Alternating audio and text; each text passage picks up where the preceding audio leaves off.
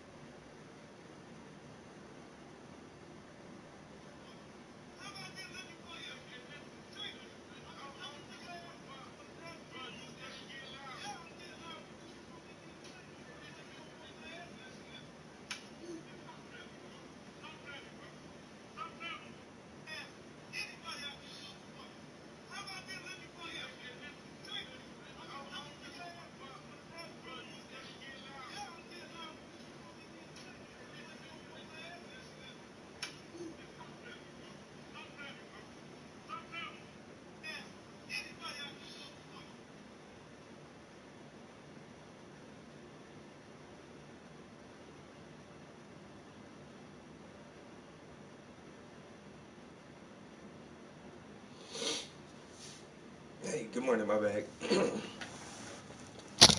watching some shit on Instagram, waiting for you guys to come in. We've been here 5 minutes already. Oh man, all these fight videos are so crazy. Hold on, one more fight video.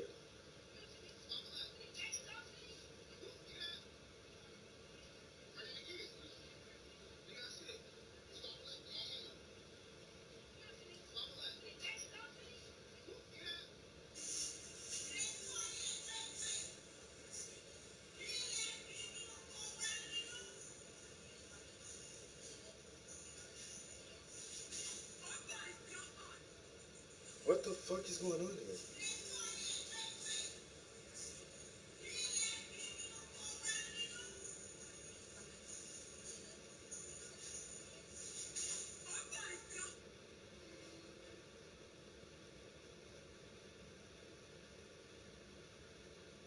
No, people are stupid.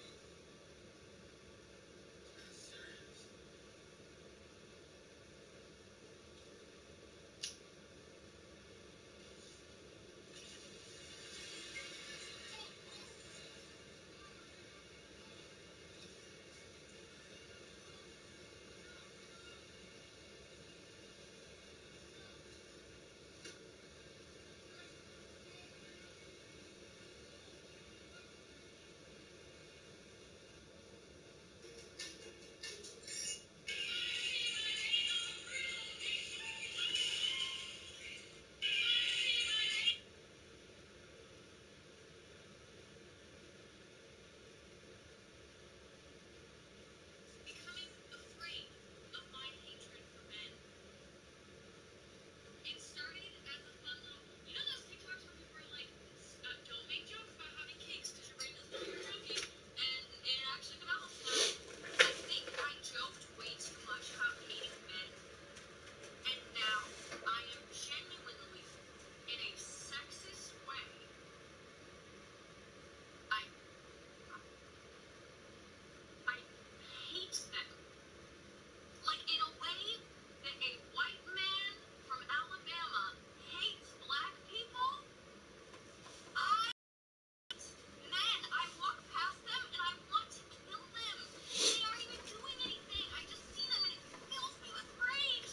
I don't know how to stop. It's gone way too far. I'm becoming afraid of my hatred for men. It started as a fun little, you know those TikToks where people are like, don't make jokes about having cakes because your brain doesn't know you're joking, and it actually develops them. I think I joked way too much about hating men, and now I am genuinely, in a sexist way, See, you got the heat. I hate them. Like in a way that a white man. No. What we're not going to do is that. Okay, what we're not going to do is that. You're welcome. You're welcome. I'm the type of white person that the world needs. Okay, you're welcome. Okay, spicy white. Spicy white. Okay, you don't know me. I've been invited to the barbecue. I've been invited to. I was 6 years old when I got my first invite. Matter of fact, the last 12 years, I get asked to make the mac and cheese. Okay, so it's not even an invite anymore. My card's been laminated. Okay, it's a life pass. You know, girl, you know I'm more black than you. You don't know. Off appearance, this is that Rashida Jones look, baby. And you're welcome, because the world needs a little bit more spicy.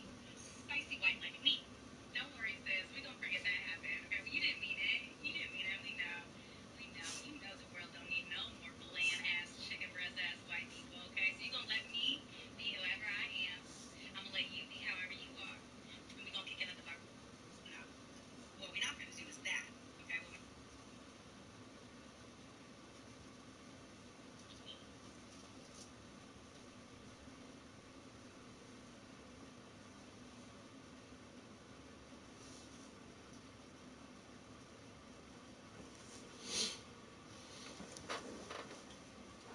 Yeah, chilling. Went to bed like 10 o'clock. Now I'm up at like 3 in the morning.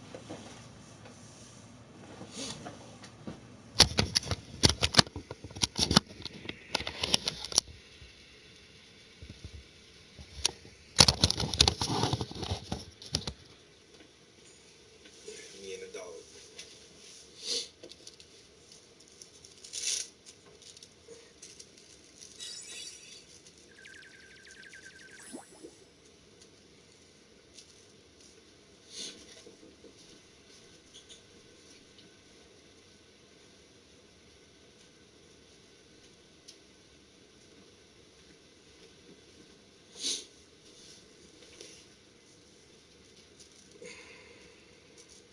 Busy trying to get these commissions done so I can work on my own stuff. I I've got 2 or 3 pictures. I got 2 paintings I want to finish. I got 2 pictures on my camera that I haven't even drawn yet. And then my homegirl, she just sent me some more pictures of herself that she said I can use. I got to be able to get to all this beautiful artwork I need to make. So I've been sleeping less and painting more. Thinking about taking some more time off work just so I can have a staycation and sit home and work on this fucking art, yo.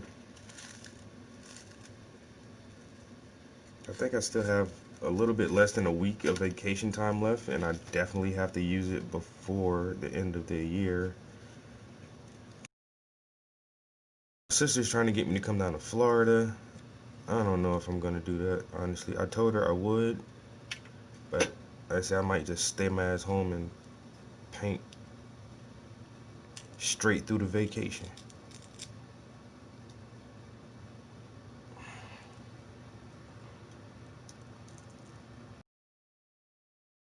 Boys do today. Probably got in some goddamn trouble. Don't lie.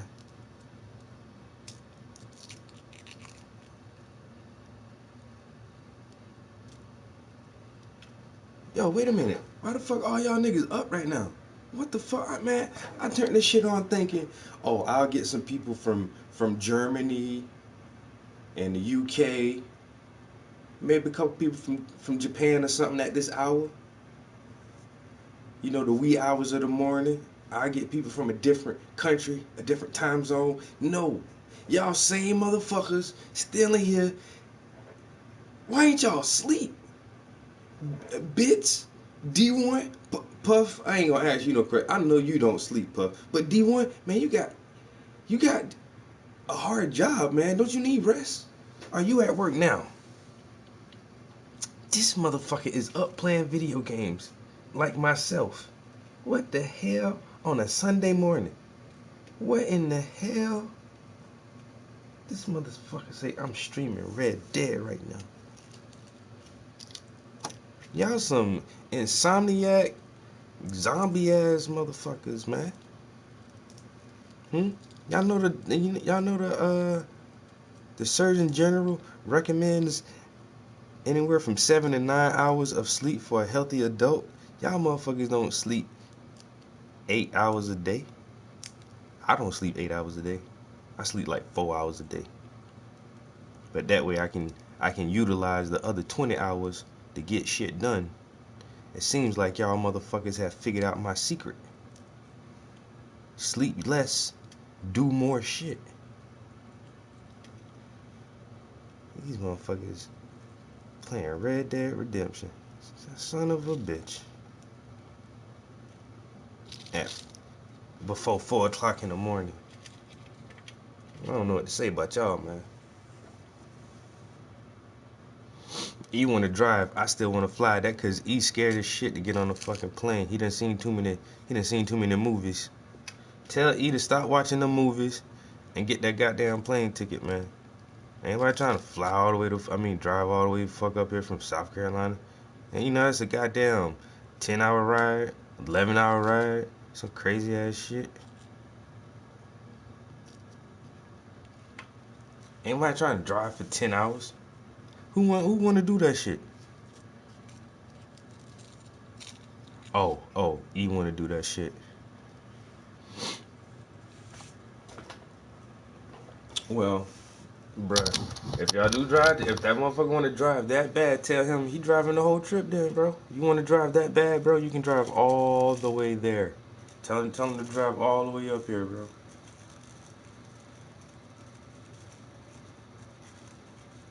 Bro, it's not no short trip, bro. This shit, like, I ain't gonna lie, it's like 11 hours, man. It's like a 10, 11-hour drive. Ain't nobody trying to drive all fucking day. Who trying to drive all day? Even when I do come down south, I don't drive all the way down there. I got people in Virginia. I'll drive to Virginia, and then I'll get a ride from Virginia to South Carolina. I'm not driving all the way to South Carolina. It's too much. It's too far of a drive, bro. For me, personally, for me, I don't like it. And then the flight, if y'all fly, man, y'all be here in 2 hours, depending on if you got a layover or a stop somewhere. Honestly, it ain't but 45 minutes. For real, you can be here in an hour. If you fly a straight flight, man, you be here in about an hour. Now, if you got a layover or some shit, or got to make a transfer in North Carolina, Tennessee, or somewhere, then it might be a 2 hour flight. But man, a 2 hour flight, that shit way better than a goddamn 11-hour drive.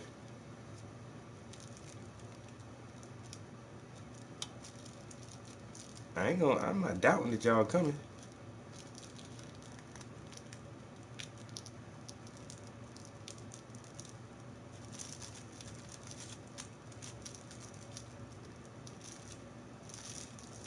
Man, I had a little incident with my boo thing earlier today, man. I ain't gonna lie, bro. I swear to fucking God on everything I love. I had to throw on the E-Class song to calm her ass down, yo. Let me throw this E-Class on, let my homeboy tell you how I feel, since I can't really explain it myself. If I told you I'm still in love, but sometimes I play around. Start bumping that shit hard as fuck. She softened up on me a little bit.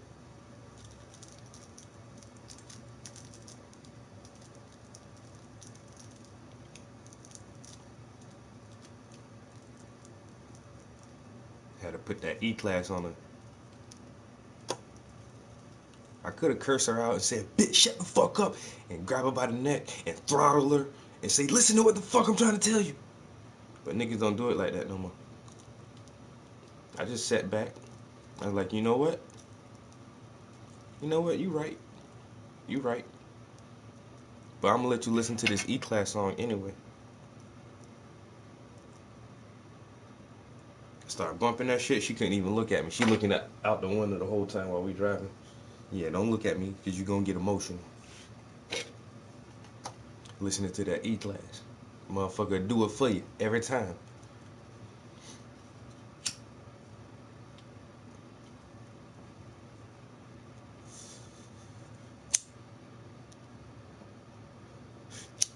I need to talk to E-Class too, because that EP that I got of his, I think I'm gonna just like make some little short dumbass like videos out of them, like, you know, the still picture where it's just a thumbnail and the song playing, and throw them shits on YouTube or Facebook or something, because a lot of people still have not heard those awesome ass songs he did back in the day.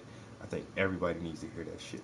I've been meaning to ask him, like, yo, can I make something and put your old music out there without him like getting all mad and shit. Lilac Diesel. And my girl got some shit called, I forgot what the fuck it's called. That shit tastes like bananas, yo.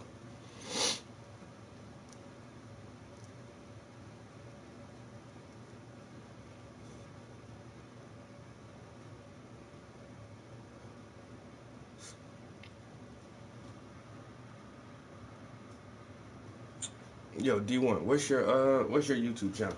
I'll pull your shit up so I can watch you play while I paint.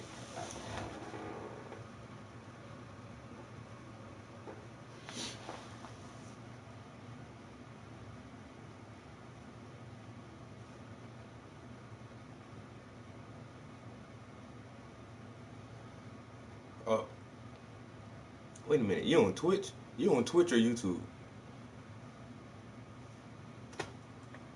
I know my cousin, he stream a lot too, but he only stream on Twitch because he thinks he's a professional gamer.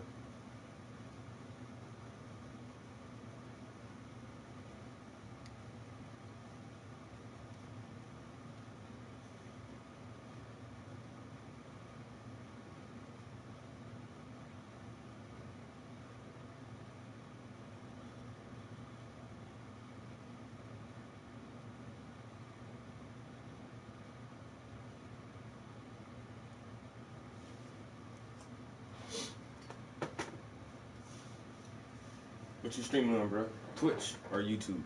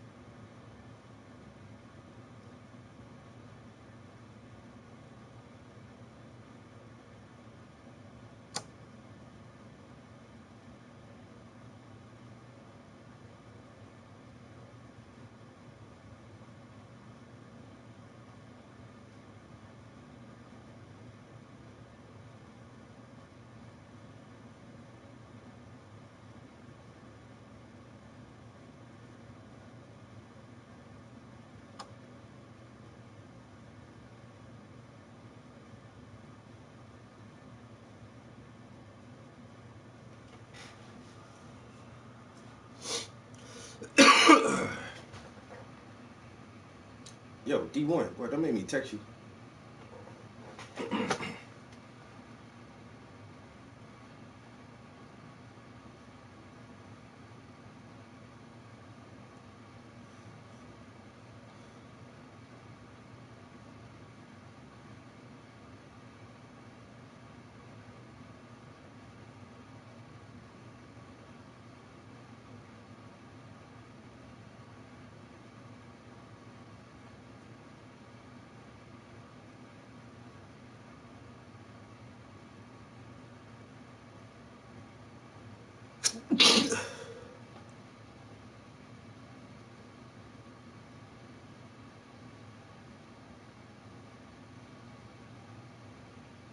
Mm-hmm.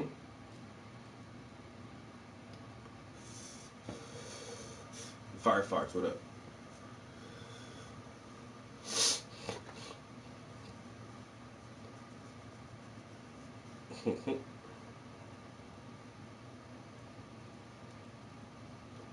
Yo, Firefox, appreciate it. Go to if you on social media, yo, go to my Instagram real quick at Paintings by the Prince. It's really easy. My last name is Prince. I make paintings, so you can find Paintings by the Prince. And check out my shit, yo. You check out the last painting I just finished, yo. It's this dude doing 2 thumbs up. I already gave it to appreciate it, man. I just dropped that shit off on Friday. The client got that one. I'm trying to work on this one, get this shit done.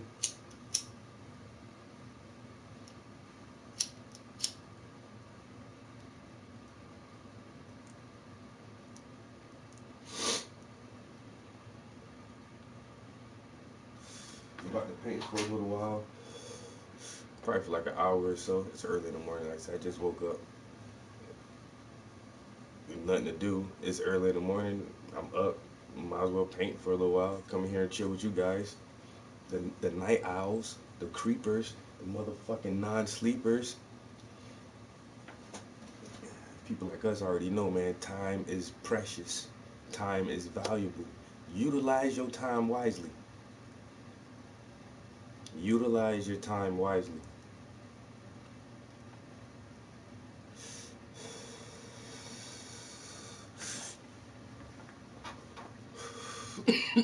Whoa.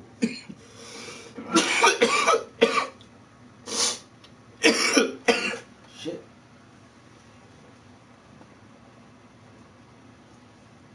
I might need to put that down for a minute. God damn.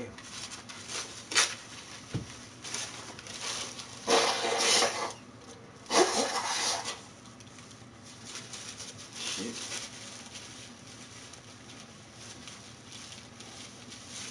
15 minutes. I ain't but 15 minutes from our local airport. It's Avoca. Avoca International Airport, or it's called the Scranton Wilkes-Barre Airport. I ain't but 15 minutes from the airport, bro.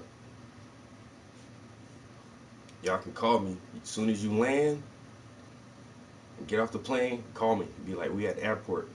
By the time y'all go downstairs and get your fucking baggage from baggage claim, I'll be there.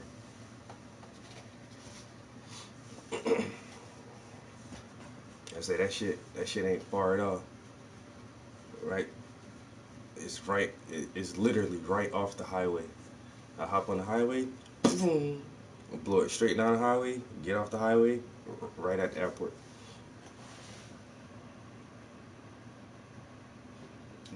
That's why I don't mind flying. The airport right there, and then normally when I go home, I'll stay in Florence or Hartsville, and Florence got a little dumbass airport. I can fly straight from here, fly straight into Florence. Like, y'all boys, damn, that weed good, but it's too strong right now. I need to calm for a minute. Y'all boys, was you gonna leave out of Columbia? Don't Columbia got an airport? Pretty sure. Or or the North Carolina airport in Charlotte. But who wants to drive up to fucking Charlotte though? Like I said that's why I just use the Florence. I just go into the Florence airport, and that shit's so small, man. They flights be cheaper, yo.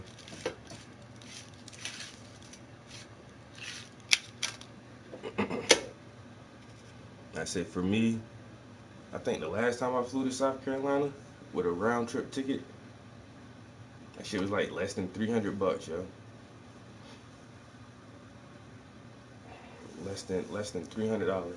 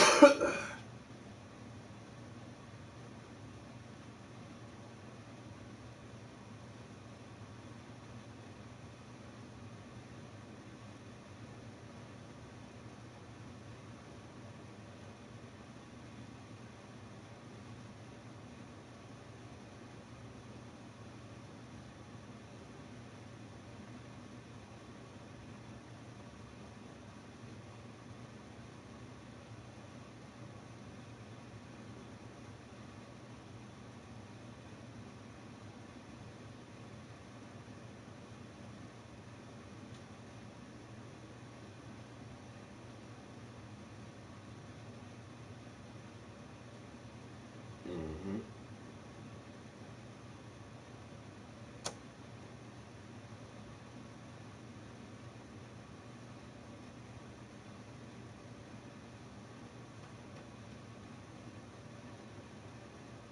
And I'm trying to, I've been trying to get my little cousins to come up here too, but they ain't little no more, motherfucker. Everybody grown now, but they still in their 20s. And one of them got a kid. I think he like 24. I think they like 23 and 24 years old. I told they ass to come chill with me for a weekend or some shit. That motherfuckers be procrastinating on doing that shit.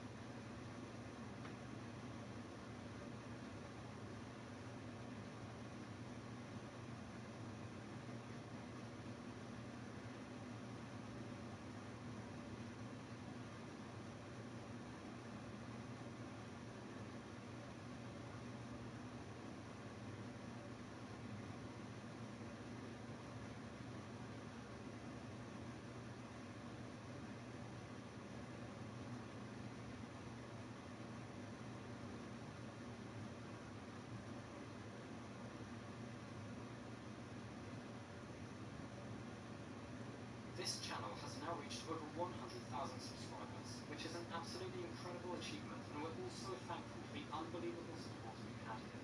As a way to celebrate this milestone, we're going to be taking a look at what our planet was like 100,000 years ago, to see what the climate and geography was like, what animals were around, and which human species were living at this time. And yes, we may be a little bit late to this video, but don't worry, if we start working on 200,000 special now, we should just about get Non-smoker. it done in time. Probably. We also have some very exciting announcements. Do I have a spot? Yes. It's a very chill spot. They got cool ass art, good music. It's called my living room. We could definitely find somewhere to go. I know one bar that I'll go to, but it's kind of like it's actually called the City Market Bar and Grill. Cause on one side it's like a bar, a legit bar, and on the other side is like a little deli market. They got a sushi bar and shit like that. I'll go there. You can't smoke inside either. And then there's this one other spot called Rodano's.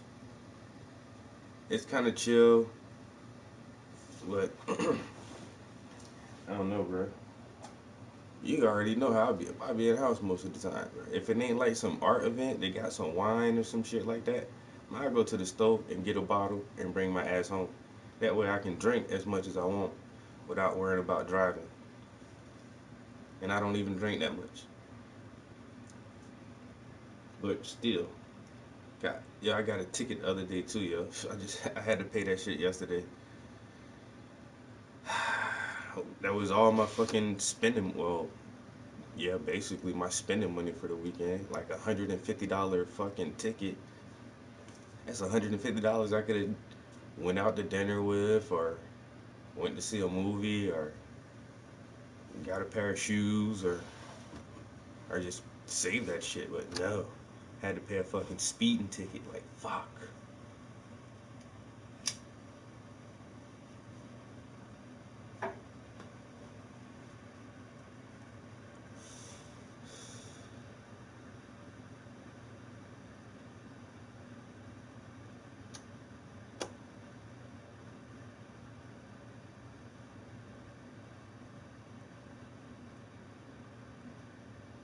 Not drinking Bud Light on vacay.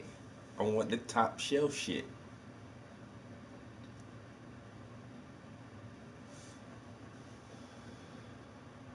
And there is actually this one other lounge that I heard about that's owned by a black couple.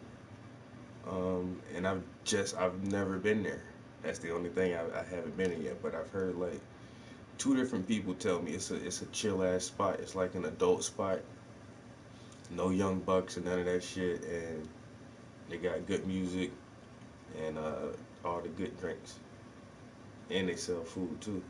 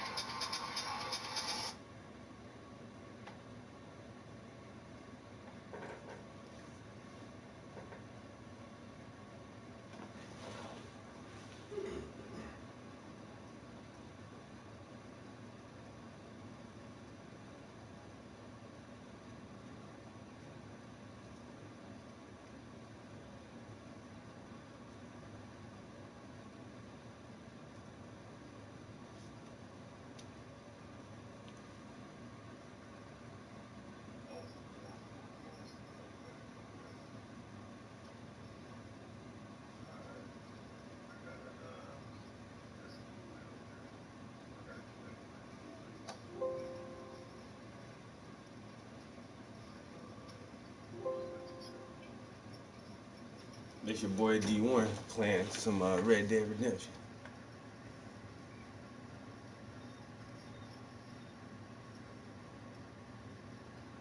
Oh yeah, I definitely hit y'all with the weather. Well, right now, bruh,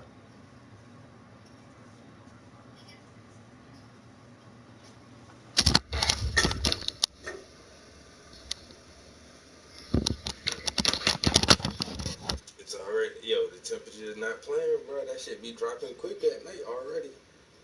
Let's see, weather. You wanna know how cold it is right now, bro? It's 37 degrees, honey.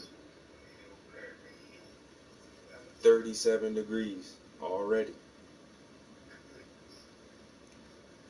Already. Like the warmest it's getting in the daytime right now is like 61, 62 degrees. And that shit ain't gonna last much longer. Soon it's gonna be fucking 20 degrees at night and 48 degrees in the daytime. So the template is warm right now.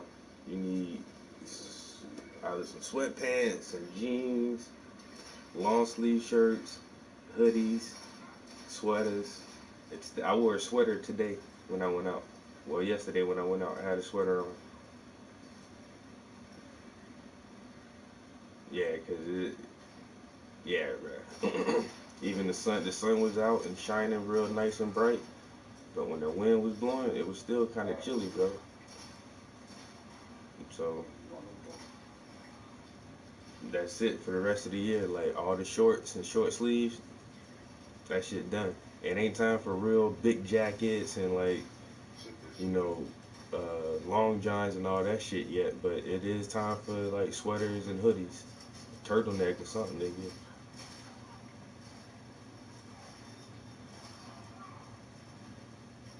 I feel you. All right, let's um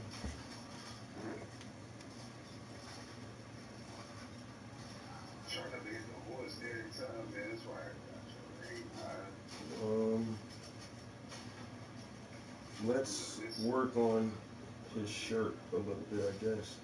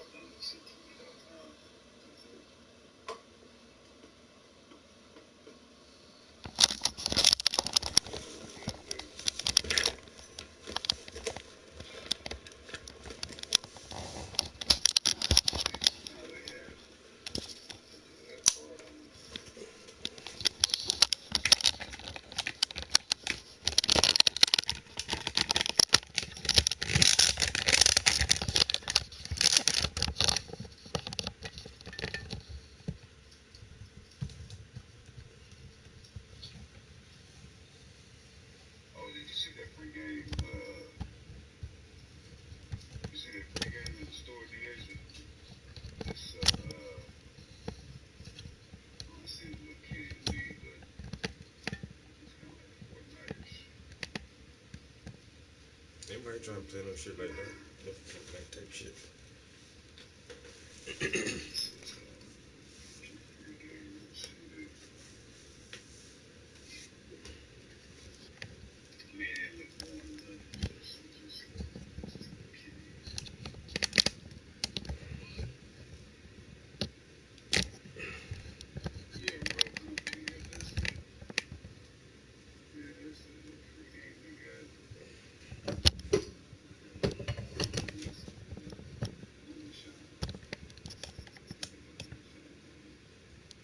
Alright, so I want to work on his shirt a little bit.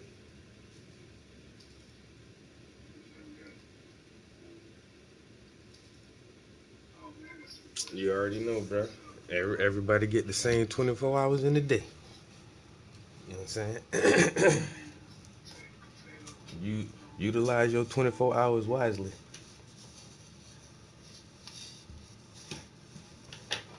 Come on, chair. Oh my God, am I gonna hit the thing? Yep.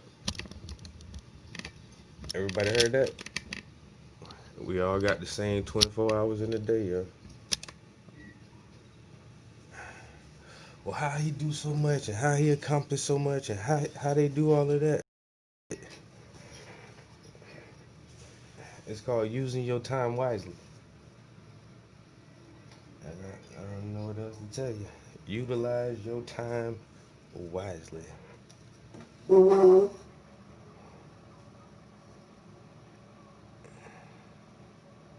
D1 and them playing missions and shit.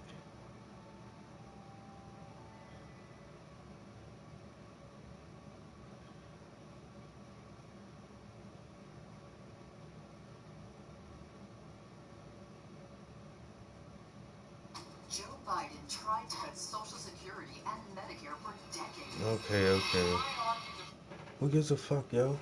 Yo, that presidential debate, though, man.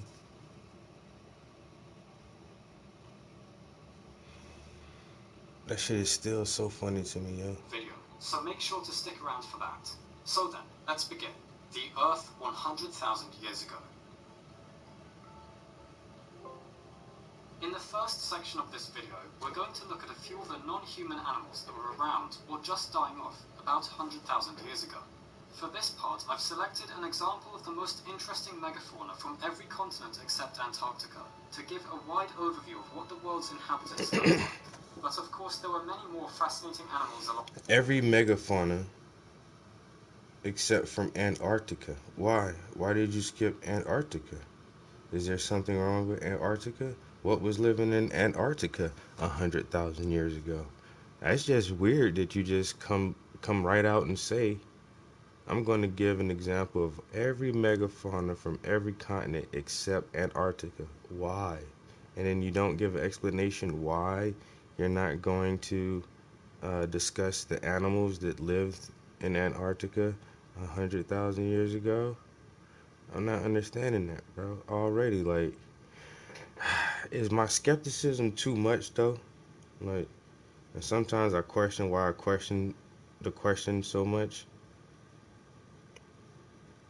But like immediately, and I'm getting to this point where it's like almost anything anybody says, I'm in my mind, I'm stopping them like after their first or second sentence, like whoa. You're already not making any sense. Already. Wait a minute. But then, and you know, in real life, you just let them continue talking and then try to figure out, are they going to make sense when they, at the end, can they actually make a point?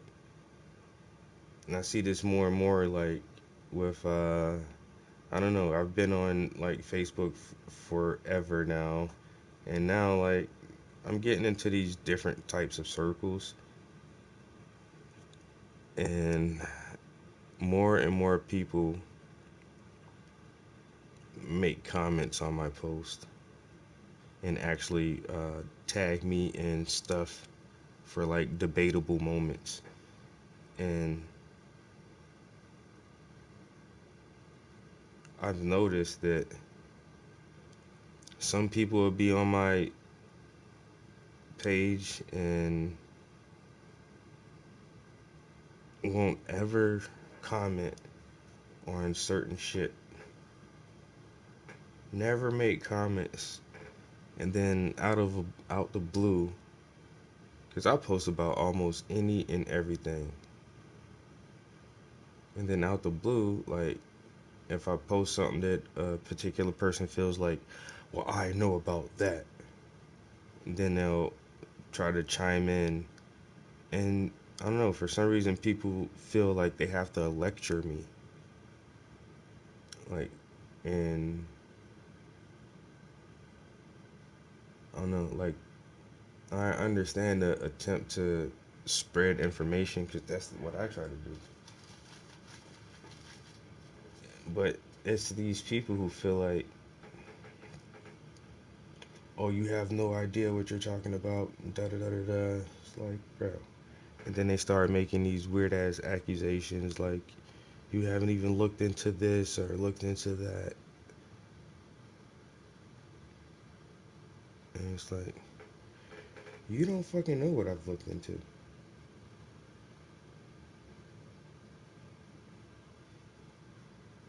And if I make a comment on somebody's shit, I really try not to assert or make any kind of accusations or assumptions.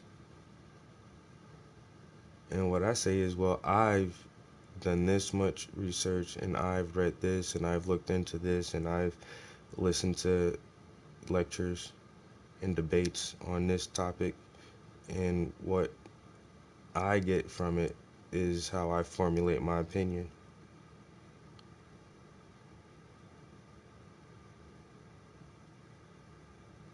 What most people say, oh, you just saying this because you think this and you, and like, you don't know what the other person thinks or what their motives are.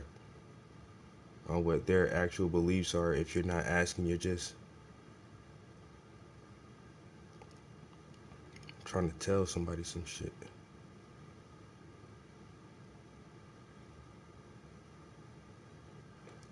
We gotta listen to motherfuckers. Even when it comes to knowledge like this, it sounds like a pretty cool video. The Earth, 100,000 years ago. It's nice. But why don't you want to tell us about Antarctica? Now, I feel like some conspiratorial type shit is going on. Like you're trying to keep certain information from me.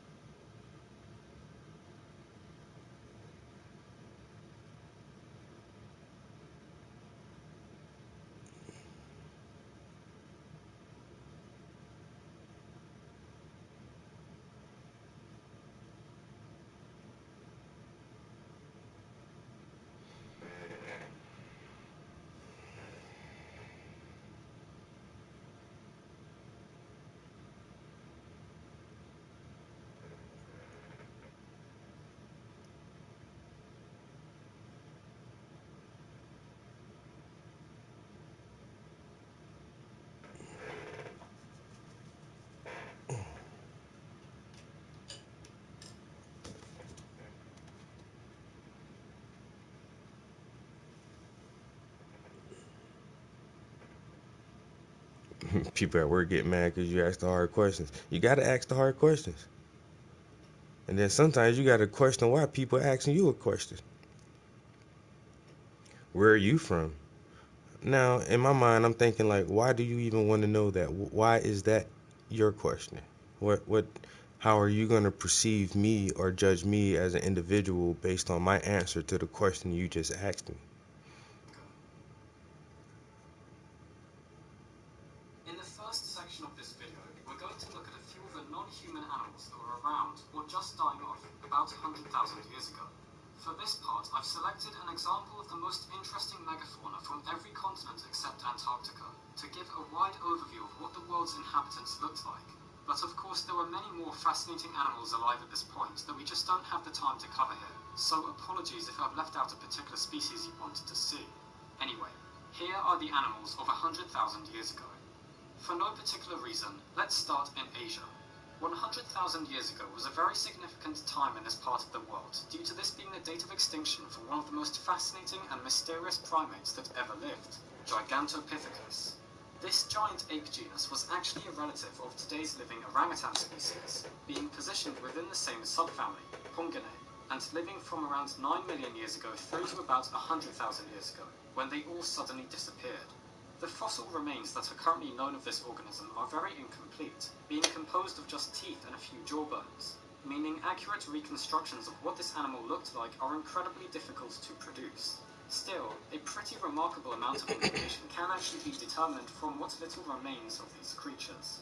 For example, although it was thought at one point that Gigantopithecus was closely positioned to members of the hominin lineage, specifically being related to the Australopithecus genus due to the similarities seen in their molars, it was eventually realized that this likeness in fact convergently evolved, and the life appearance of these animals may have been more like that of living orangutans, although reconstructions of Gigantopithecus as much more gorilla-like have also been suggested, due to an inferred similar lifestyle. The size of the animal has also been calculated from the remains, but due to their fragmentary nature, the estimations do vary quite a bit. The largest sizes suggested for Gigantopithecus include heights of up to 3 meters and weights of almost 600 kilograms. However, the smaller estimates put the weight at less than half this value, and the height at no more than 2 meters, though this still makes Gigantopithecus the largest primate ever known. Based on the locations where the fossils of this genus have been found, it was discovered that Gigantopithecus would likely have crossed paths with Homo erectus, with direct evidence of their coexistence being uncovered in a cave in Vietnam, in which preserved teeth from both species were He said, I got him, so fuck it. Shit, he left 3 in the pack, nigga. I'm about to smoke these bitches. Together throughout East Asia for a significant time during the early and middle Pleistocene. But then, about 100,000 years ago, the giant apes I'm not gonna let vanished. this shit go to The waste. cause of this extinction has been debated for a while, but fairly recently there was a study that discovered just what the source of their downfall may have been. By examining the stable carbon isotopes found in the enamel of Gigantopithecus teeth, the dietary niche of these animals was determined. The study found that these primates were suited to living in forests where they had a generalist vegetarian lifestyle, and that, despite what had been inferred in the past, they were not specialized to feeding on just bamboo. It was also discovered that even in areas where there was significant open savanna landscapes, Gigantopithecus stuck to foraging within the nearby forests. It was therefore reasoned by the paleontologists that the large sizes and very specific niche inhabited by the apes was the cause of their extinction, as when their forests became massively reduced during the glacial periods in Southeast Asia, the animals no longer had anywhere to find the food they favored, and eventually died out. A sad end for such an incredible creature, but hopefully much more complete fossils can be found in the future that allow us to tell even more about how these remarkable primates lived. With moderate to severe ulcerative colitis or Crohn's disease, your plans can change at any time. Your head. Next, we journey to North America. 100,000 years ago, you would have seen an incredibly impressive sight in many places across this continent. Herds of one of the biggest of the mammoth species, the Columbian mammoth. These massive animals were capable of reaching heights of around 4 meters, or 13 feet, in addition to weights of about 10 tons. Their tusks were huge too, being much more curved in comparison to living elephants, and reaching total lengths of almost 5 meters in the most extreme cases. The teeth of these animals were very well suited to grinding up plant materials such as bark, twigs, grasses, and sedges, with ridges of hard enamel on the surfaces of the teeth being perfect for this task. There would have been 4 teeth present at any one time in the mouths of these enormous beasts, but as the structures became worn down over time, they were subsequently replaced by newer teeth erupting below, a process which would have occurred 5 times throughout the full life of these animals, each new set of molars gradually growing to far larger sizes. The extent to which furry integument was present on these mammals is not currently known for certain. However, it is reasoned that Columbian mammoths would not have had fur as dense as that known for woolly mammoths, since they were inhabiting mostly warmer regions than the habitats in Eurasia and more northern America where woolly mammoths were found. Thanks to some incredible fossil localities, namely the Waco Mammoth National Monument in Texas, as well as others, we have a pretty good understanding of the herding behavior of these mammoths, which is similar to modern elephants in many ways. At this location, a herd of all females and young individuals was uncovered, indicating that these animals, like today's elephants, lived in matriarchal family units. This herd seems to have been killed all at once, leading to suggestions that the mammoths died in a flash flood, or perhaps due to dehydration at a waterhole that dried up. Until quite recently, it was thought that the Columbian mammoth had evolved from the Eurasian Mammuthus meridionalis that moved into North America. However, newer studies have shown that they are in fact derived from Mammuthus trogontherii instead, which likely immigrated into the New World across the Bering Land Bridge about 1.5 million years ago. Interestingly, a lot of interbreeding also occurred between the Columbian mammoth and the woolly mammoth, producing intermediate forms between the two species in locations where they overlapped, leading to some confusion over whether there was actually as much difference as we originally thought between Columbian and woolly mammoths, but more research is needed to properly clarify the situation. Travelling much further south next, we move to South America. Of course, there were all sorts of fascinating creatures alive 100,000 years ago on this continent, but here we're going to look at just one of these, an animal called Toxodon. This genus managed to survive from around 11.6 million years ago in the Miocene, all the way until just 5,000 years ago, and the fossils of these incredible animals had quite an impact on Charles Darwin himself when he discovered them and became puzzled as to just what exactly they were. While voyaging on the HMS Beagle during the 1830s, Darwin was able to purchase the skull of a Toxodon species that lived slightly later than 100,000 years ago from a farmer in Uruguay, and his discovery of unique ancient mammals exclusive to South America likely aided in developing his ideas of species changing over time through natural selection. Physically, Toxodon would have looked a lot like a modern rhino, being about 2.7 meters long and weighing almost 1,400 kilograms, with a huge and incredibly robust skeleton that was able to support its large mass. However, they display a number of unusual anatomical features in the skeleton that resulted in Darwin and the man who first named and described Toxodon, the infamous Sir Richard Owen, noting its close resemblance to several different living groups of animals. First, the structure of the mammal's teeth, in addition to how they would have grown continuously throughout the life of the animal, suggested a close relationship to the rodents, which also possessed dentitions like this. But its resemblance to rhinos and hippos was also noted, and Darwin also stated how the positioning of its eyes, ears, and nostrils could indicate these creatures were semi-aquatic, likening them to dugongs and manatees as well. More recently though, it's been confirmed that Toxodon almost certainly was actually fully terrestrial, using chemical signatures found in the fossilized bones of the animals to determine that they fed on twigs, leaves, and other plant material found above ground level, utilizing its continuously growing teeth to do so. And, also fairly recently, a study was published that at last shed some light onto what exactly Toxodon and its relatives were. Toxodon belongs to an order of mammals called Notoungulata, which were Yo, unique to South 24 America days? and for a long Wow, time bro. I have like that many hours left. Yeah, I don't know. I think next month I'll get 15 more hours, and then I'll have like 48 hours or 51 hours of time left. I have like a work week, basically. A little bit more than a work week. But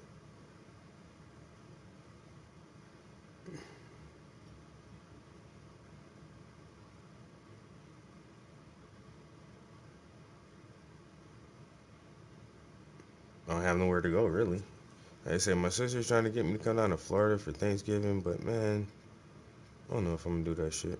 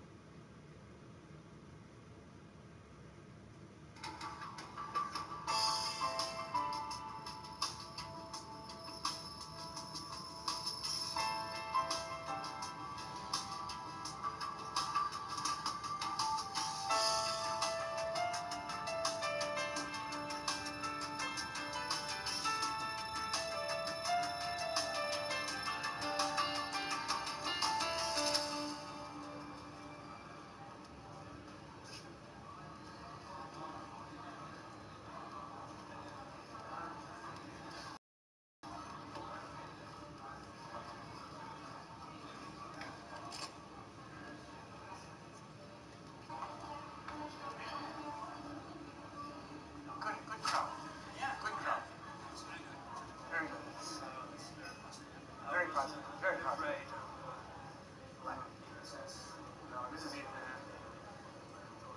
No, this is brilliant. This is brilliant. Oh yeah. That's the game. That's the name. That's terrible. You might tell that to people in the beginning. You might We usually ask if they've yeah. gotten information by Facebook, Yeah. posters. When you have a good organization to work from, and you have a good track record. Yeah. Really, when you are. Yeah. Yeah.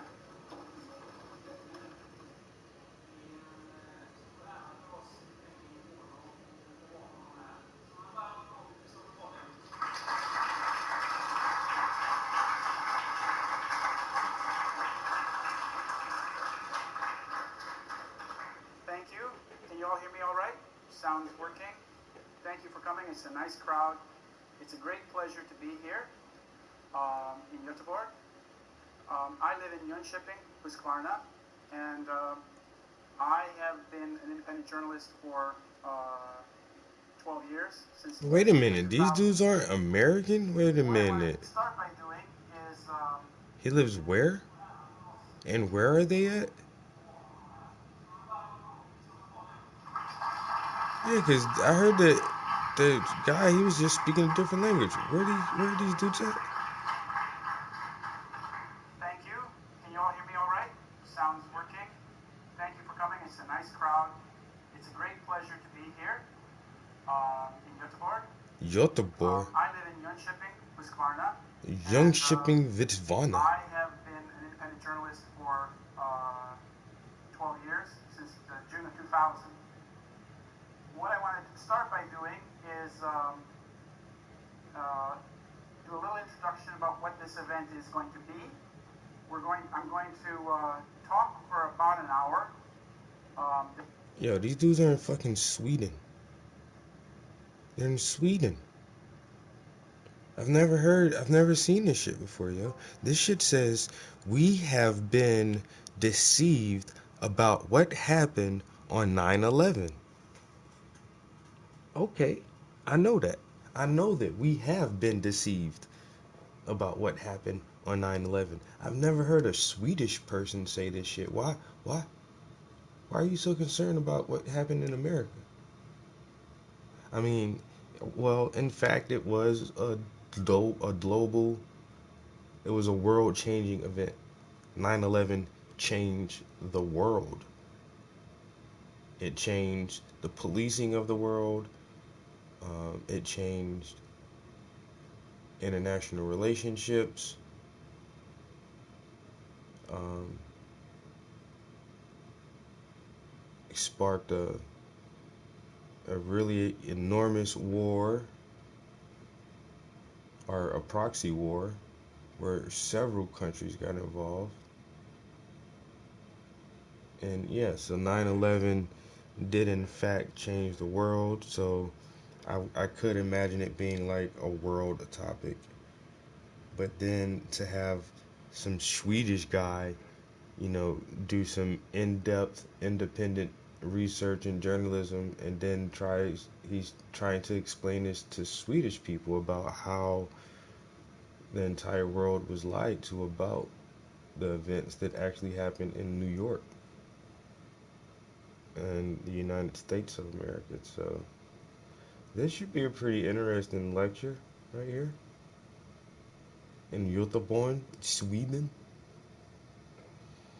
Swedish motherfuckers, everybody know this shit, yo. But I want to see, like, cause I've looked at the evidence of this shit for 20 fucking years now. So I mean, all of it for me is basically common knowledge. I'm aware of most of the intricate parts of the official story, and speculations and hypotheses of what actually happened on that day.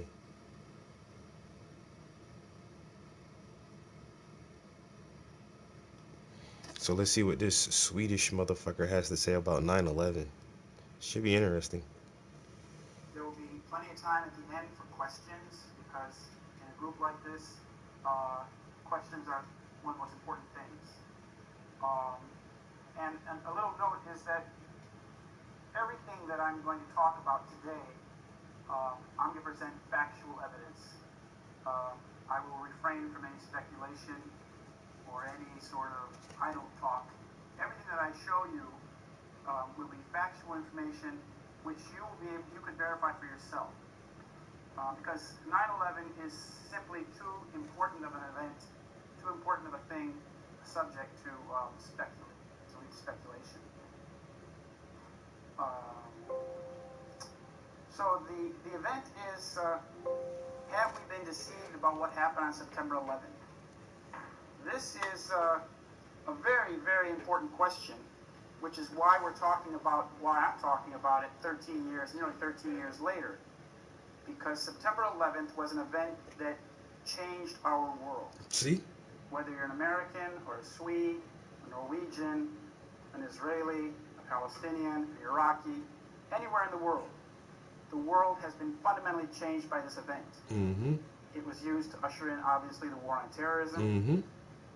Radical changes in the United States of America and around the world. And Swedes have been very affected by this. Let's see.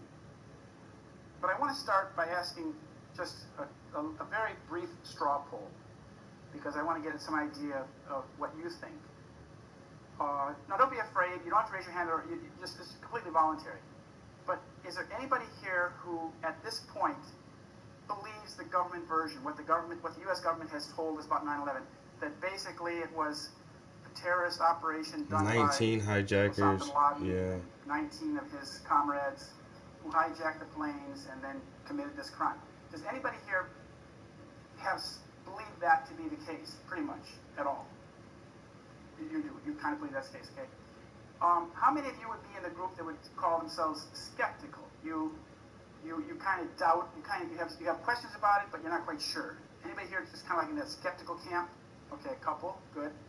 And how many of you here belong to the other side of the spectrum? How many of you believe that the U.S. government version and the media version of what happened on September 11th is nothing but a pack of lies? Okay, that's like the majority of you. Good. Well, I want to start by thanking Cui Bono for having me here. Cui Bono, of course, in Latin means who benefits? Who benefits? And it's the typical way that crimes are often solved. You ask, who benefited from the crime? Mm-hmm. And I want to thank the Föreningen for inviting me here. They invited me here after I had a similar event in Jönköping, Sweden, back in February. And this is a very nice crowd. So I'll talk for about 45 minutes, and then we'll have questions. Also, I'm the author of a book, Solving 9/11, and if you are interested in more material, you can get the books from my family in the back. Let's see here. Now, my background is an investigative journalist. I'm from Chicago. I was born there, and I was working for IBM in Schaumburg, Illinois, where I'm from. I had a young family, and I was very involved with the Estonia catastrophe because my wife lost a loved one on the Estonia catastrophe in 1994, and I had lived in Sweden. My children were born in Sweden.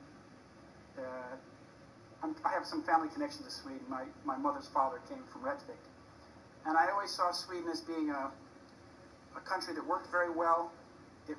I liked it was neutral, that it was neutral in wars, and that when I would go to the Middle East, I would often find Swedish and Norwegian governments had done good things for like the Palestinian people. They had built a hospital, for example, or they gave real aid to the people. And I thought that was wonderful. And so I was in Sweden when the Estonia sank, and the day that it sank, and I became involved in looking at what happened to the Estonia ship. And I realized, I'm not going to talk a great deal about this, but I realized that there was some covering up. Some of the information, what happened to the ship was being pushed under the rug. And I really wanted to investigate it more and write about it. And I wound up being offered a job as a journalist in Washington, D.C. in 2000.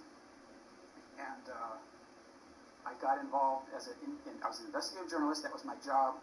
I wrote for a little paper in Washington, D.C. that was called The Spotlight. And my first big story was U.S. elections in 2000, which were clearly stolen. They were stolen. And what I discovered, having worked for IBM, I found out that we were now voting on computers. Basically, in Chicago, you would go and fill out a ballot, but the ballot would be counted on a computer. And the computers were being run by a private company. And this was happening all across America. So what happened is, as you remember, in the year 2000, the elections were stolen for George Bush. And in November of 2000, I realized that if private companies are involved in stealing U.S. elections, they're not doing it to put good people in office. And that's when I first realized that we had a very serious problem in the United States with a government that was not accountable to the people. In January of 2000, And that was the last time I voted. George Bush the president. Yep. The Supreme Court just Him stopped and Al counting. Gore and that bullshit that happened in Florida, and I'm like, A couple okay, weeks later, Ariel this Sharon was doesn't work. elected. If they can just steal the shit how they want to, then I'm not. And for a person And that's like when I me who stopped playing the watches the game. Middle East very closely, this was a very dangerous constellation.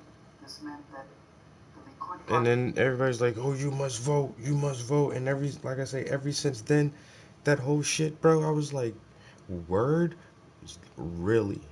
They took the election and just brodied that shit, just bullied the fucking numbers out that shit and gave it to Bush. And I'm like, I don't know, man. That shit just made me look at the government real close right then, and I was like, yo, this shit is fucking crazy. How can they even do that shit? And then 9/11 happened, and I'm like, yo, this shit is fucking, and I don't trust the government. And then you start finding out all these um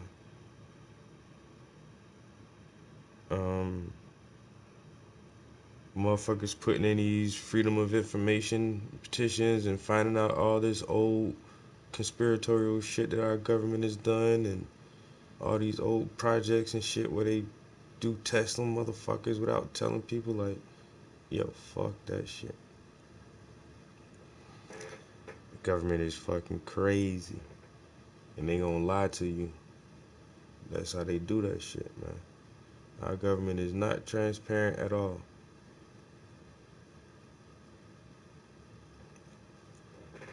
And then now we live in this digital world of information. Like, they gotta be more secretive.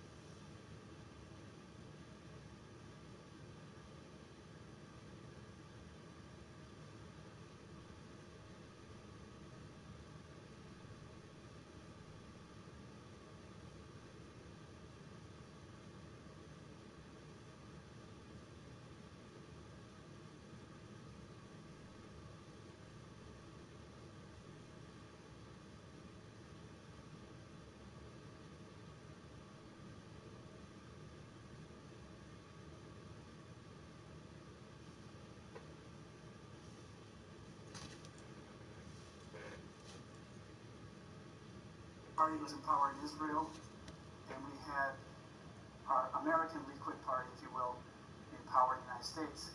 And it was exactly the same constellation that we had in 1982, when Menachem Begin was in power in Israel, and we had Ronald Reagan in power in the White House. And that brought great problems in the Middle East. That brought the war in Lebanon, terrible, terrible disaster in 1982, Sabra and Shatila and all that. Well, I'm going to go on now to, let's see, I want to show you a few pictures about what happened on 9/11, because I want you to understand, to see these pictures, because they show important information that I will refer to later.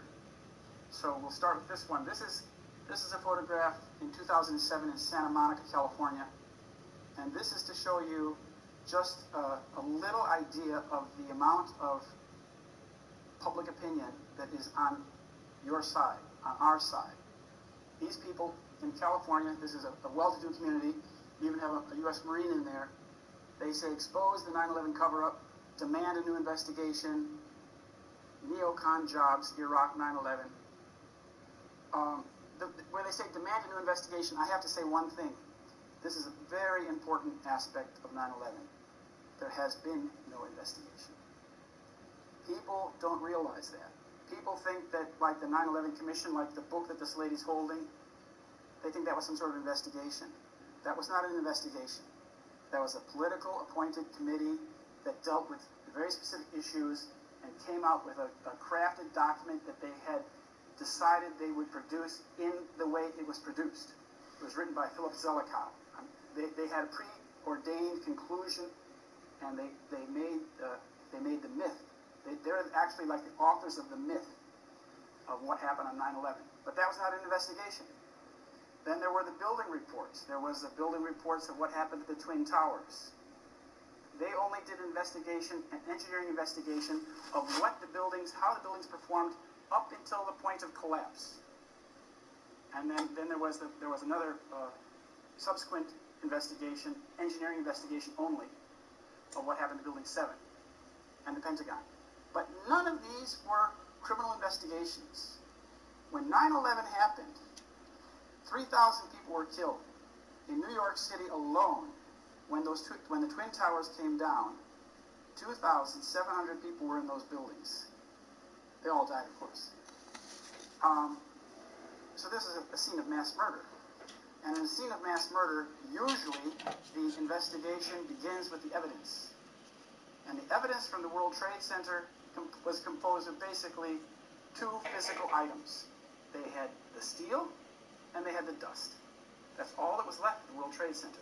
Steel, big piles of steel, rubble steel, and big piles of dust. That was it. And what the United States government did very promptly is they allowed the steel to be treated like recycling. They removed the steel immediately, sent it to junkyards in New Jersey, where it was cut into pieces this short or shorter, mixed with other steel, and put on boats and sent to China, where it was melted down. There's a real question there. At the time when 9/11 happened, the price of scrap steel was the lowest it had been in 50 years. So rather than taking that steel and recycling it in Pennsylvania or Ohio, they put it on ships and sent it to China, where you're paying $25 a ton just to ship it. Why would they do that? This was destruction of evidence. And the destruction of evidence was done by the very people who were in the official positions to investigate it, namely the U.S. Department of Justice, which operates the FBI. The FBI ran the investigation. The FBI was under John Ashcroft. John Ashcroft was the Attorney General, but the Assistant Attorney General in charge of the criminal investigation of terrorism, which is what 9/11 was a man named Michael Chertoff.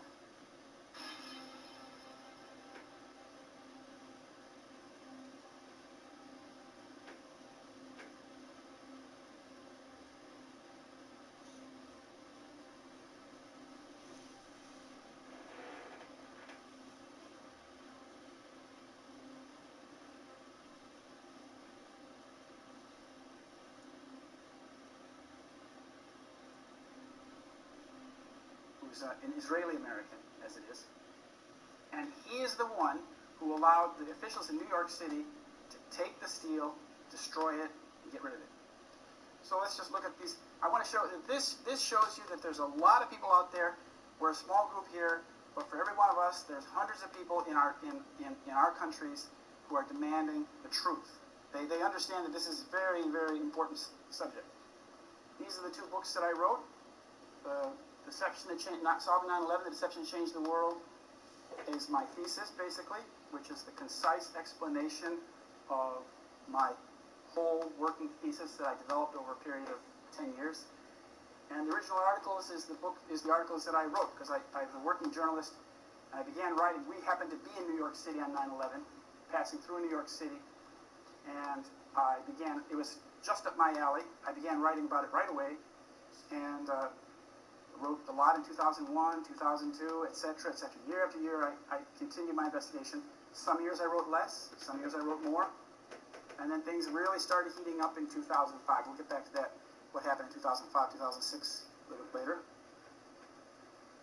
All of you should have something like this in your hands. There were envelopes given at the door for people who came, and what this is Architects and Engineers for 9/11 Truth. This is a group that started in San Francisco, California. The group is composed of about 3,000 engineers and architects in the United States, the people who build these buildings. And I wanted everybody to have this document and the material that's in this envelope, because these people are professionals. They build these buildings. They understand the physics at work. They understand the laws of nature. They know what buildings do when they burn. They know what the forces are involved. And there are as I said, about 3,000 architects and engineers in the United States who are demanding an investigation because they tell you that, for example, Building 7, the third building that fell that day, did not fall from fire.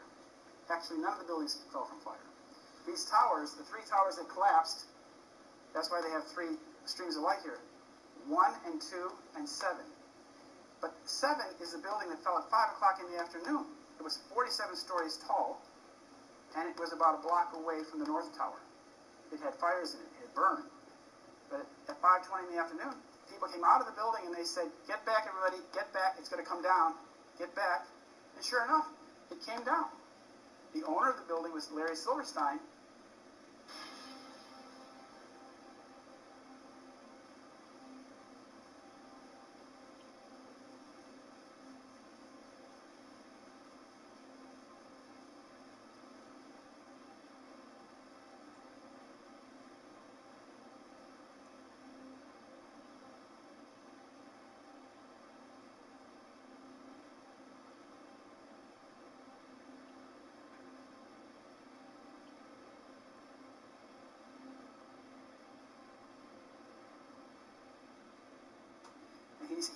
He said that, we decided to pull it, and then we watched it come down.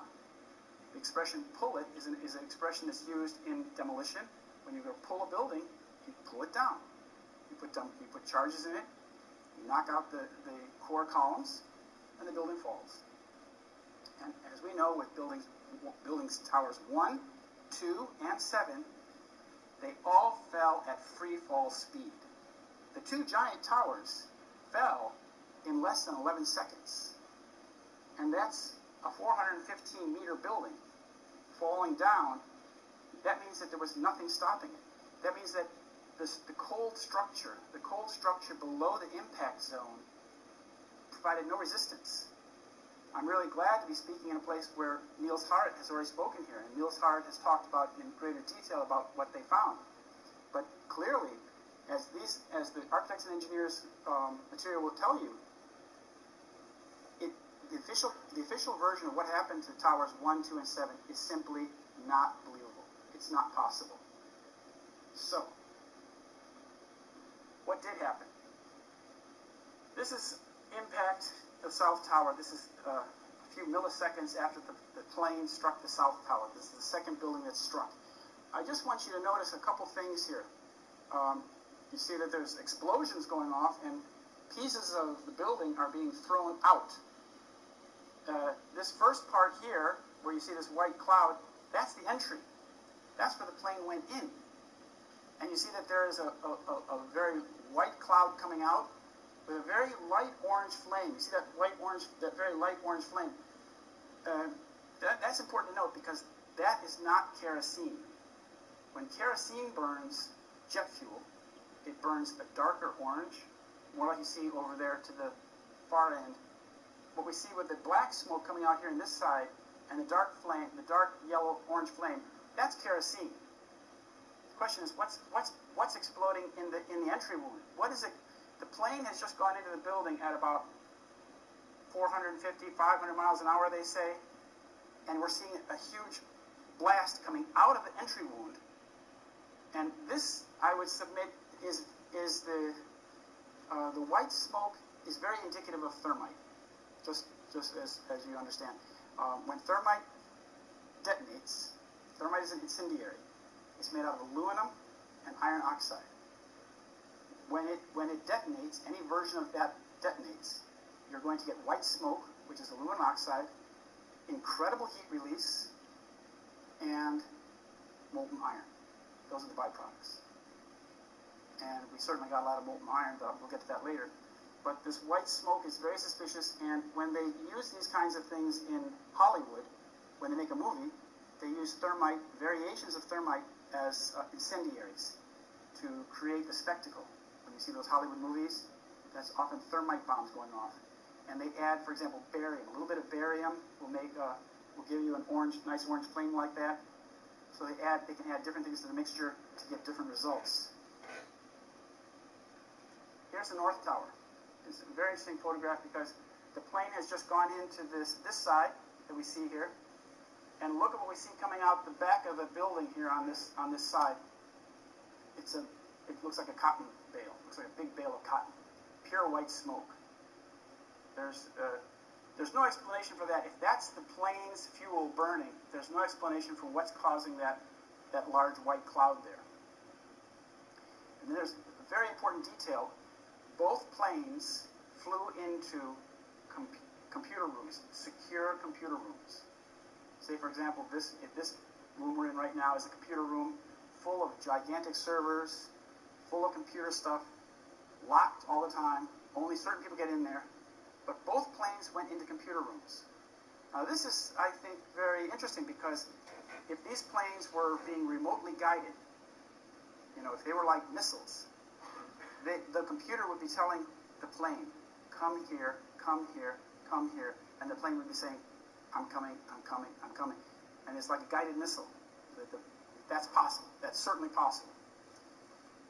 This particular impact went into Marsh & McLennan. Marsh & McLennan is a company owned formerly by Maurice Greenberg.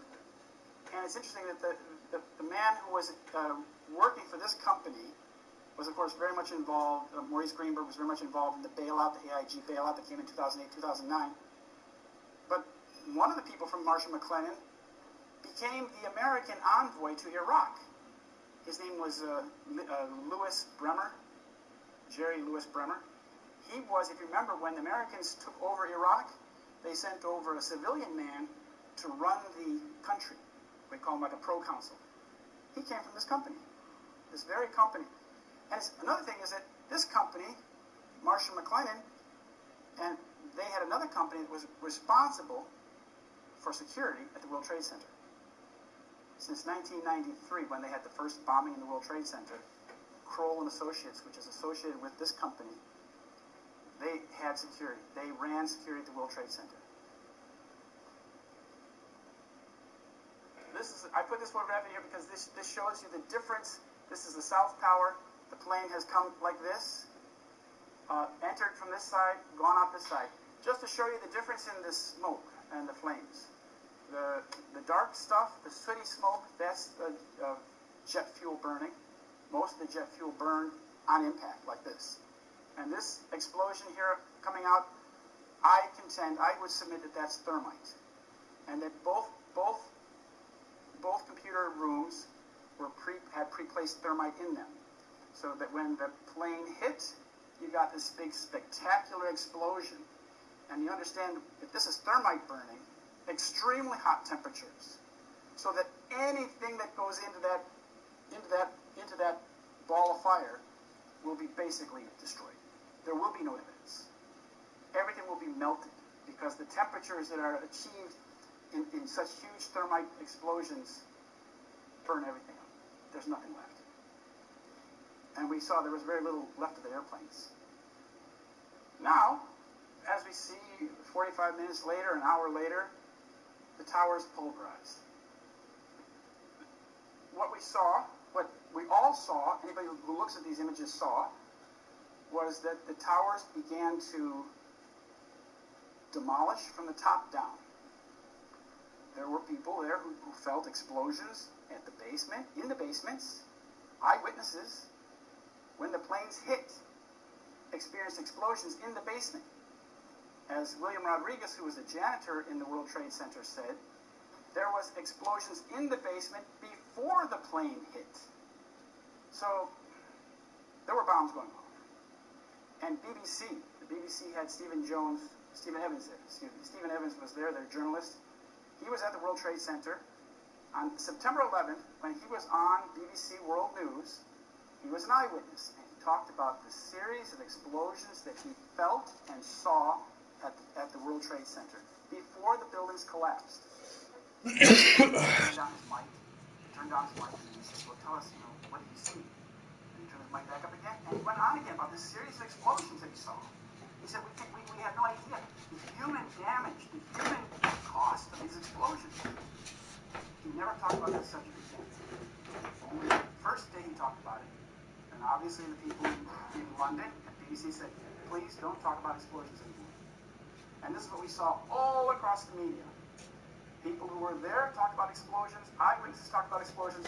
My first article was about eyewitness explosions because it was even printed in the American newspapers and American magazines. Firefighters who went into buildings saw explosions. Firefighters died in the buildings from explosions. In the basement, I mean in the lobby, on ground level. Big explosions. What caused that? Well, then we saw these towers basically demolish into dust. We call this pulverization, because each floor was the size of 1 American acre, which is about 220 feet by 220 feet, something like that. And each floor was 4 inches thick, about 10 centimeters of lightweight concrete, which was held in a steel pan. All of that material was pulverized. You did see, for example, if you see an earthquake in Turkey, and these buildings come down, you see a level of pancakes, floor after floor after floor, all pancaked on top of each other. You might see it's a terrible thing to see, but that's what happens to tall buildings. When they pancake, they fall down, and you have like a stack of pancakes. Nothing like that happened at the World Trade Center. Every single floor was destroyed, turned into dust, and that dust was spread all over Manhattan and into the ocean around Manhattan, and some of it went to Brooklyn. And in some places, the level of dust was like after a snowfall. You would get people, there would be dust this deep in streets in New York. This deep. Here you see some of the columns falling. Now, what's important to understand about these World Trade Centers is one important thing to understand. They were very, very strongly built buildings. They were the biggest buildings in the world when they were built in the late 60s, early 70s, and they were overbuilt. They had 47 core columns, and the core columns were, shaped like a big box. And those were in the middle of the building. And that was the core. And then there were peripheral columns around on the outside walls. There were like 220 of those columns. And each face of the building had windows. They were basically windows. The windows were 2 feet wide, and in between each window, between each 2-foot window, was 1-foot beam. Okay? So that means that 66% of each side of the building was glass, interrupted by 33%, each column, so that then you realize that those planes that hit the buildings basically hit glass. And they would have gone, the planes could easily have passed into the building, because where the glass is, they just went right in through the glass, and those columns would have severed, the columns would have severed the plane into pieces, would have chopped it like in slices. Here you see again. Now the question is, what is causing the energetic explosions we're seeing here? You see the width of the building is, you consider again, the building is about, 66 meters wide. Each face of the building is 66 meters wide. And you see that pieces of steel, these are heavy pieces of steel, are being thrown that much outside the building. That means that there's incredible energy forcing those things out of the building. This is not just a collapse. This is not just a gravity collapse. If this was a gravity collapse, things would be going down. But something is throwing steel and dust with great velocity sideways. This is a pretty good indication that there was explosives in the building. Just to give you an idea, this is taken from the New York police helicopter. These images came out a few years later, after 9/11, because they show you the extent of this pulverization. This is what happened to the concrete from the World Trade Center. Each building had 110 floors. The floor pans, the floors, and everything on the floors was turned into dust. That means also the 2,700 people that were in the building. Virtually all of those 2,700 people were turned into dust. Nothing was found out of most of them. A few people in the very, very lowest floors were found, but everything else above was pulverized. So that means, of course, that this was a hideous act of mass murder. Absolutely hideous. Here's to show you what some people say, oh, it was nuclear explosions and there was no steel left. No, there was a lot of steel left. there were mountains of steel. And this is the people who were involved in removing the steel from the World Trade Center, the man whose company was in charge of basically taking the steel and chopping it up, said that all that was remaining from the World Trade Center was dust and steel. That's all. And you see, here they have lots of dust, but nothing, I mean lots of steel, but there was, in this pile, there were no toilets, there were no desks, there were no computers. I mean, they only found very small pieces of things. They found pieces of computer, like they found the hard disk. And they would take that hard disk and send it to Germany to have the data, find out what that computer, was left of that computer. And they were able to find it, actually. They were able to retrieve a lot of the data. This shows you the box columns. These box columns that are behind these firefighters are the core columns. There were 47 in each tower, just like the one that you see behind the firefighter. Behind this firefighter here, this is very early on. This is when they're still looking for their buddies. The firefighters are a fraternity, and they want to find the missing firefighters who died that day. Hundreds of firefighters died. And so they were looking in the rubble. This is before any of the removal of the rubble began. And if you see on this is a very interesting photograph because it shows that the big box column behind this firefighter has been cut with what looks like a thermite charge. You can see that those box columns, they were built in Japan because they were so large and they could only do it in Japan. And at the time, at the base of the building, at the very base, the walls of the box columns were 10 centimeters wide. The walls of the steel, see, so that box column there is pretty close near the bottom because you can see the thickness. You see the thickness of the walls of that column are every bit of 4 inches. And then as the columns got higher and higher in the building, so that it would be less, you can't have such heavy stuff at the top. They were only 1/4 inch thick. So they tapered. The wall of the box column went from 4 inches to 1/4 inch. It got thinner. As it got to the top, it got much thinner. Because these were the load-bearing columns. These are the columns that held up buildings. And as you can see, if you want to bring down a tower, and the tower is held up by 47 core columns, those columns have to be cut. The question is, how were they cut? Well, this one was certainly cut by something that caused melting of the steel. Here's a very interesting photograph. This is from a video. This was a little bit, it's from a TV video in New York City. This is South Tower. This is about 5-10 minutes before the building came down. And what we see coming out of this building is molten iron. You see that like a volcano pouring off the 81st floor. It looks like what happened is that the 81st floor broke, tilted down, and that this molten iron found a way. There was obviously a big pool of it. This is what we're seeing right here is several cubic meters of molten iron. It's not aluminum. In some places, like in the government document, they refer to this as aluminum. But aluminum at this temperature is silver, not this color. So this is most likely iron. So what caused the pool of iron?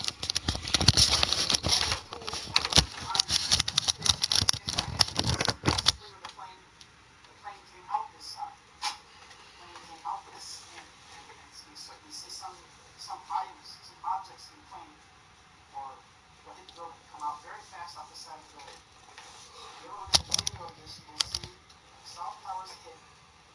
Look and see what comes out the other side. 2 items come out very fast. One is burning white hot,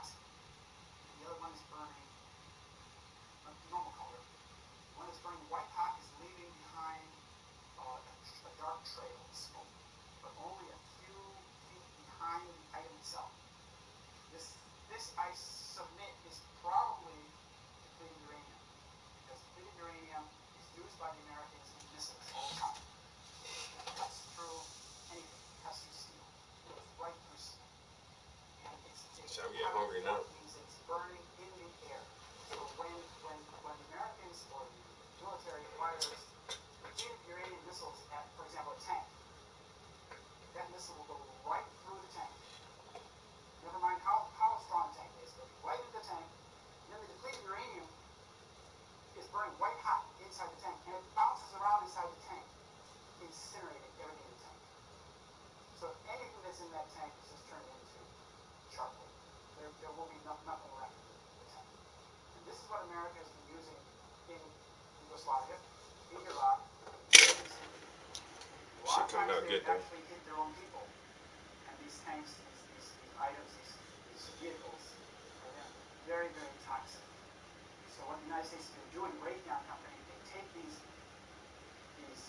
destroyed trucks and cars and tanks, take them to the Pacific Ocean and the Marshall Islands and dump them in the ocean. Try to reef. A couple of my readers who were working on this, they got very, very sick because. All right. I'll probably be back up here later on this morning. Catch y'all in a couple hours.